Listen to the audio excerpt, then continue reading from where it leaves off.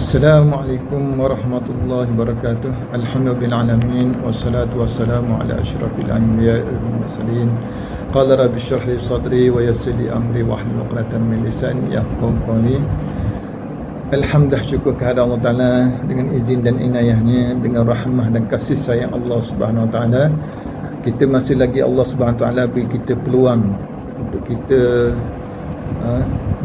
melakukan ibadat bulan puasa ini, di mana marilah kita sama-sama kita melakukan ibadah puasa yang masih berbaki ini dengan penuh keinsafan dan penuh ketakwaan, dengan sungguh-sungguh untuk mencari keredaan Allah Subhanahu Wa Ta'ala, untuk mencari mardatillah, sebagaimana firman Allah Ta'ala, ya ayyuhallazina amanu kutiba alaikumus siyamu kama kutiba alal ladzina min qablikum la'allakum tattaqun.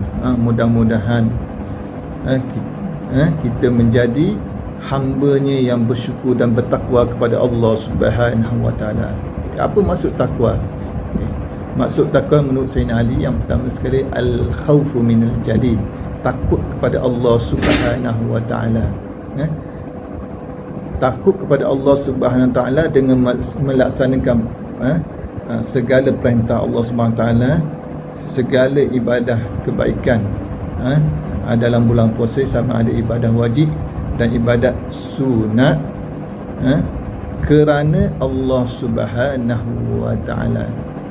Solat Jumaat kita kerana Allah, solat sunat tarawih kita kerana Allah, baca Quran kerana Allah, bantu orang kerana Allah, sedekah kerana Allah. Yang penting apa yang kita buat itu ialah supaya kita dekat dengan Allah Subhanahu Wa Ta'ala.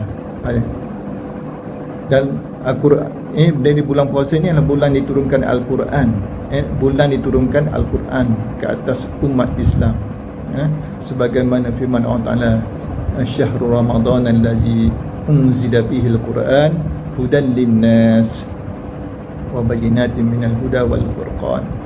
Bulan syahrul Ramadan, bulan Ramadan, diturun padanya Al-Quran yang memberi petunjuk, panduan kepada umat manusia dan mengandungi ayat-ayat keterangan-keterangan yang nyata dan yang dapat membezakan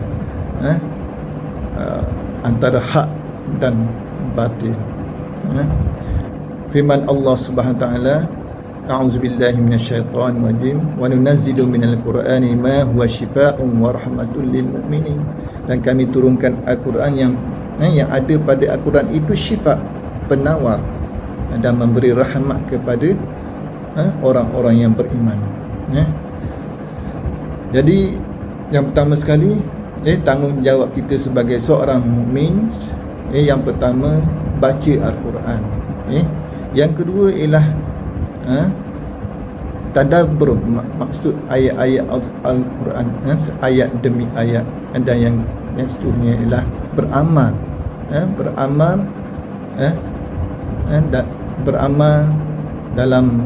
beramal dengan petunjuk Al-Quran, supaya hidup kita selamat di dunia dan akhirat.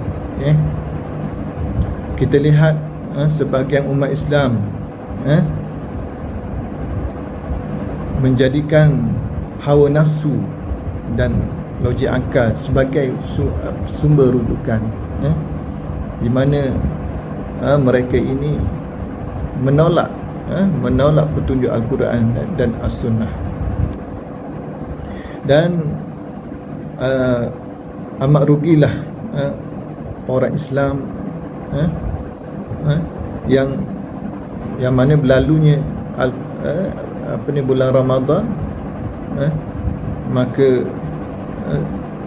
dosa-dosa mereka tidak diampunkan oleh Allah SWT. Mereka tidak mendapat keampunan dan kerahmatan daripada Allah Subhanahu Wa Ta'ala. Jadi amalan mereka dalam bulan Ramadan ini dah sia-sia saja. Sebagaimana sabda Rasulullah SAW, bu'dan liman adraka Ramadan wa lam yu'falah. Bu'dan, amat jauhlah orang yang tahu kelebihan bulan Ramadan, orang yang tahu pahala dalam bulan Ramadan ni, amalan-amalannya dijanjikan Allah Ta'ala berganda-ganda. Tetapi dia buat tak tahu, buat tak peduli, bahkan mereka melakukan maksiat kepada Allah Ta'ala, mensyirikkan Allah Subhanahu Wa Ta'ala, memutuskan silaturahim dengan manusia,